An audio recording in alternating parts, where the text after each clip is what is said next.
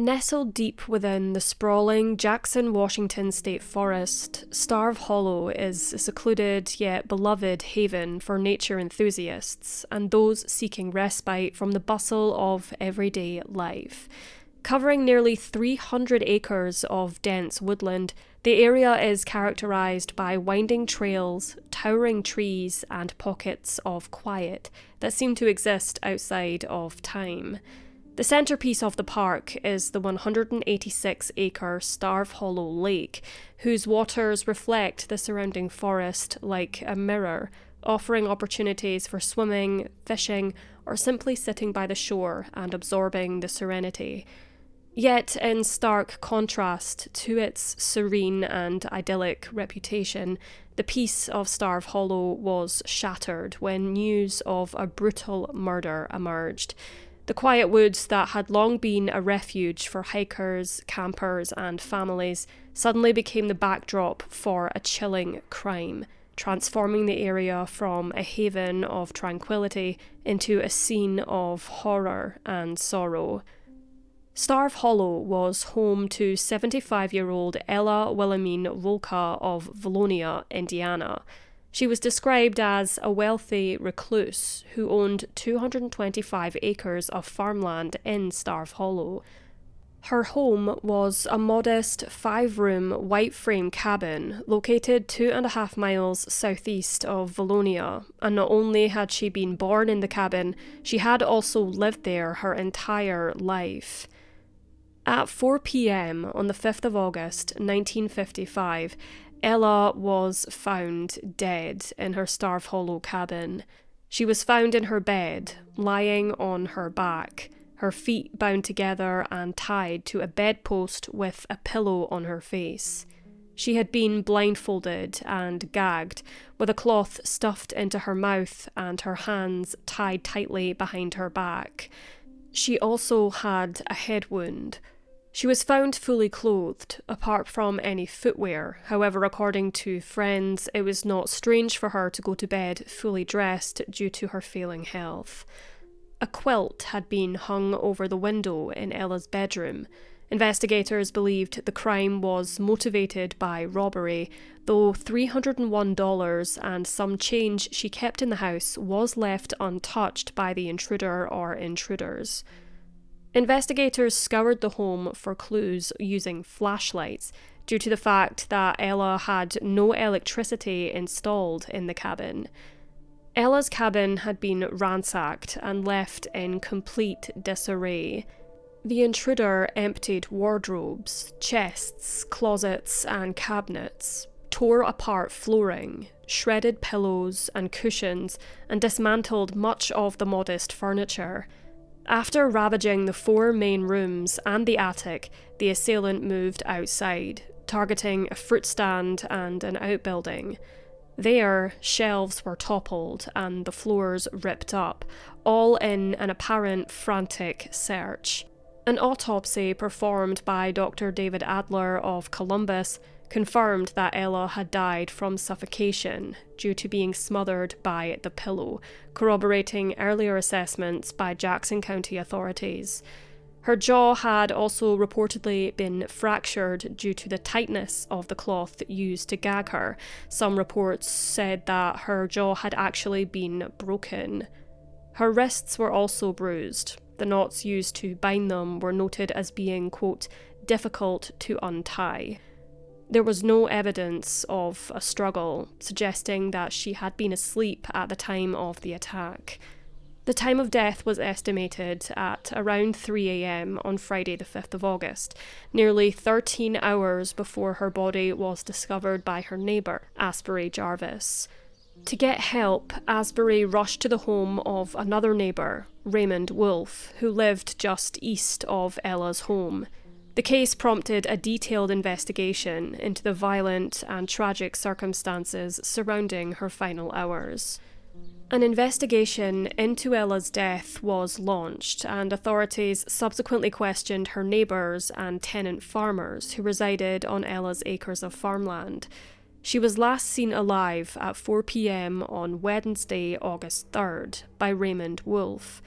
With the odd detail of the quilt over the bedroom window, Raymond commented that it was highly unusual, as he knew Ella to have the blind closed just a third of the way down. He noted that she never kept any large quantities of money in the cabin, as he took responsibility for her finances and business affairs.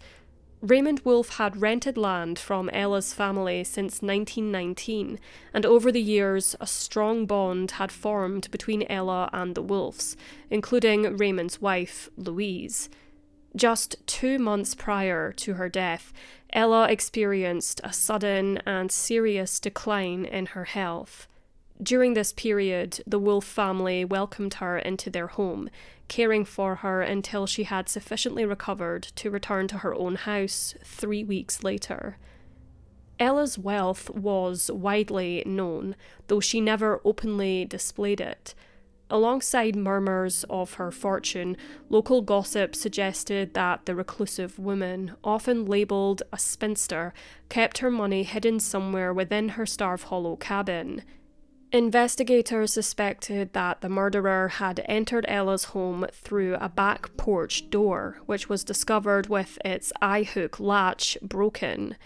The chaotic state of the cabin made it difficult for police to immediately ascertain whether any items had been taken.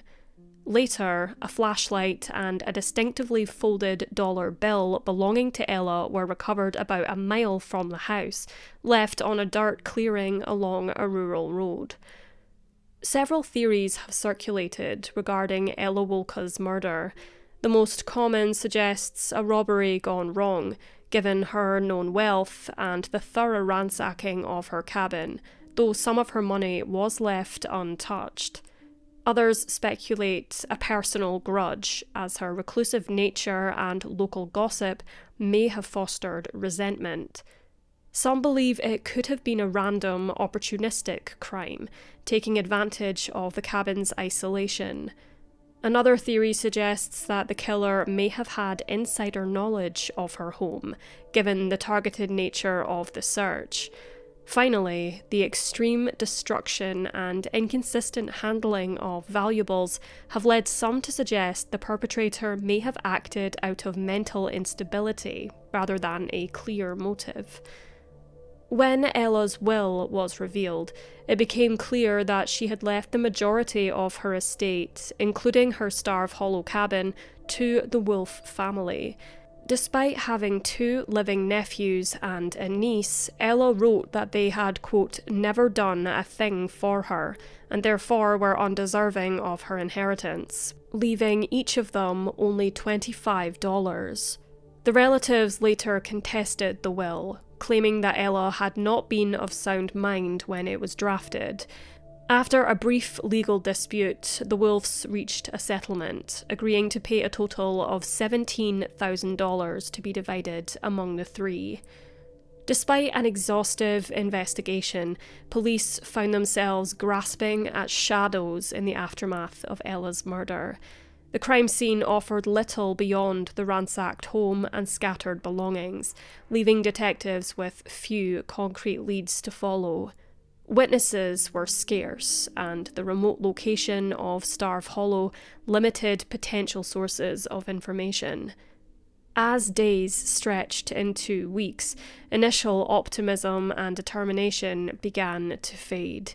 Each passing day without a breakthrough deepened the sense of frustration, and the hope of identifying Ella's killer slowly eroded.